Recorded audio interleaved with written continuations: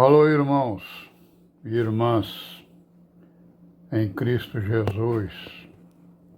Pai seja com todos nós, né? Nesse dia, que já é o 7, né, de junho de 2022, né? Graças a Deus estamos aqui, né? Passamos aí uns 3 dias sem mandar uma mensagem para todos nós, mas nós estamos aqui, filhos, em vigilância, em meditação, em oração, né? Procurando aí perseverança, né? E nos perseverarmos no caminho, né, das virgens prudentes, aquelas que ouvem a palavra e a põem em prática, né?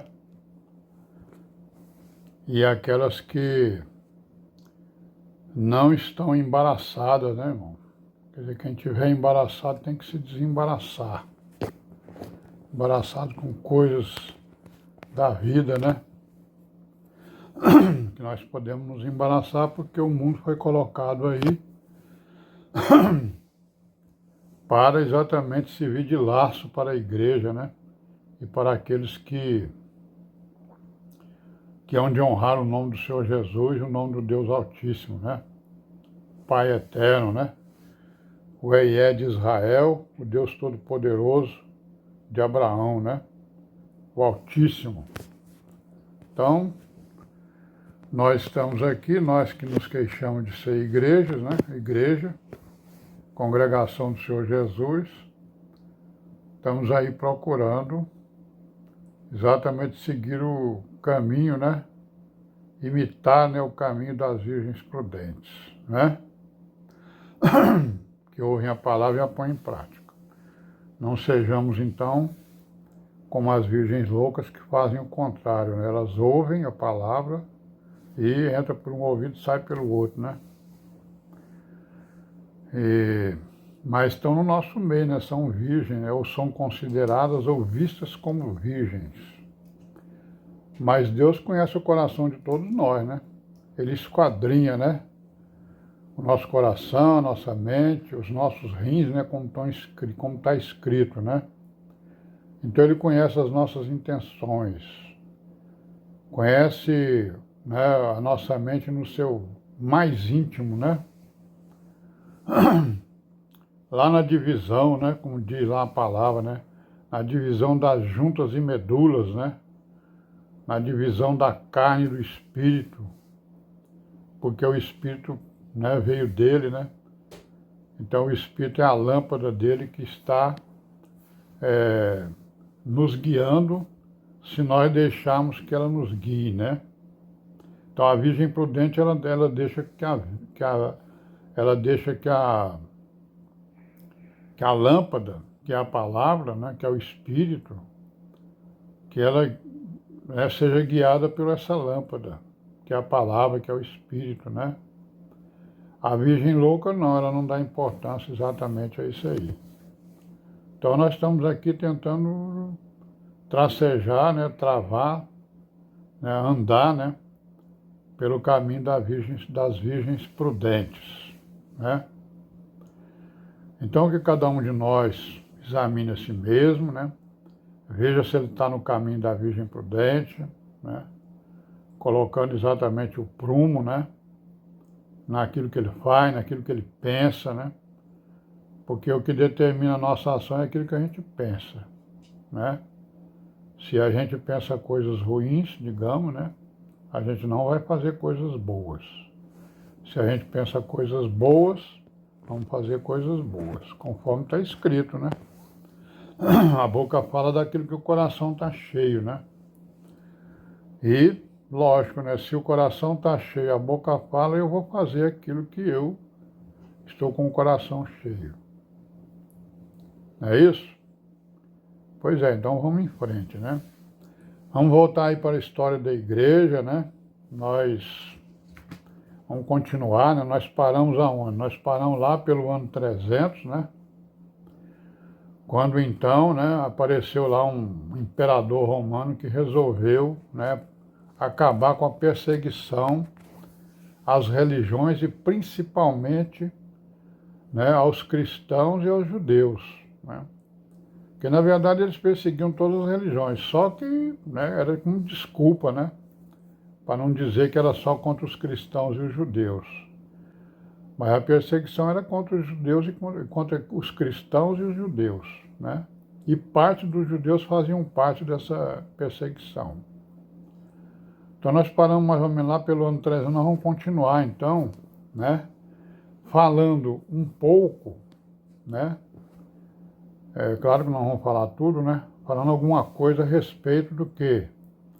Dos castiçais que foram tirados do seu lugar. Não é isso? Nós não vimos lá no Apocalipse que o Senhor Jesus, né, dizendo, escrevendo as cartas, ele disse, ó, vocês estão aí, né, mudando aí, né, como é que é, assumindo, absorvendo heresia, estão ensinando e estão tolerando o ensinamento e estão absorvendo heresias, que são contrárias à palavra que eu ensinei, que os meus apóstolos ensinaram. Então, se você não se arrepender e não voltar, né, a palmilhar a doutrina pura, né, da igreja, a sã doutrina, eu vou retirar o teu castiçal do lugar. Então nós vamos ver isso aí, né? Os castiçais que foram retirados, porque a igreja vai estar nesse meio, né? Quer dizer, não nesse meio aí, porque ela foi seguir o seu caminho, e o castiçal que foi afastado foi seguir aí o caminho das religiões, né? Então nós vamos a partir do ano 300, né? Quando apareceu lá o Constantino, né? E tal. Mas antes, qual é o resumo que a gente poderia fazer acerca do que a gente já viu? Pequeno resumo aí, né? Nós vimos o quê? Nós sabemos, né? Vimos e sabemos que a primeira divisão que ocorreu na igreja foi descrita lá no capítulo 15 de Atos dos Apóstolos, não é isso? Muitos judeus tinham crido, estavam crendo, né? E aí o que esses judeus estavam fazendo? Estavam ensinando uma doutrina, né? Segundo a lei de Moisés, estavam ensinando Jesus Cristo segundo a lei de Moisés. Eles tinham crido em Jesus, né? Pela pregação do Senhor Jesus e pela pregação apostólica. Mas aí foi preciso o quê? Foi preciso que os apóstolos se reunissem, né, para resolver, né, digamos assim, a contenda e a discussão que apareceu por causa de judeus que estavam querendo impor a lei de Moisés aos gentios, né? Conforme nós sabemos. Então isso aconteceu, essa reunião lá de Jerusalém, que foi a primeira divisão, porque eles foram reprovados pelos apóstolos, né? Os apóstolos não concordaram com isso, disseram que a lei de Moisés, naquilo que consistia em adoração na carne, né? Os ritos da lei de Moisés, eles eram uma figura, né? Eles eram a sombra do sacrifício do Senhor Jesus. Então, como veio a realidade, então a sombra, né? Não é a realidade, né? A sombra é uma representação. Então isso aconteceu lá por volta do ano 48, 49, 50, essa reunião, né? Então nós vamos ver que essa primeira divisão, né, que está narrada lá no capítulo 15, quando os apóstolos escreveram então a primeira carta às igrejas, né? Primeira carta às igrejas. E nessa carta eles estão dando mandamentos, né? É isso? Acerca da doutrina da igreja. Então, estão dando mandamento lá, conforme nós sabemos e lemos e vimos, né?